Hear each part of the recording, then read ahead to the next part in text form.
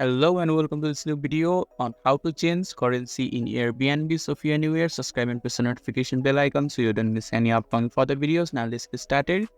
So first thing you need to do is open the web browser of your choice. In the top of the web browser, there will be a search bar. Just click on it and you just need to type Airbnb and press enter in the keyboard. After that, the search results will be shown to you on the screen. You just have to click on the first search result.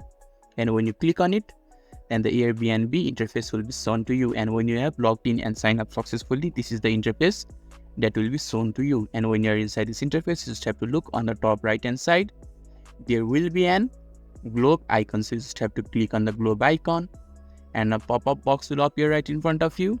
And there are two different sections in that pop-up box, that is language and region and currency. And in order to change the currency, you just have to click on the currency and there are options of the currency that you want to change to or that you can change to. So you just have to click on the currency that you want to change to and you will be able to change the currency without any problem.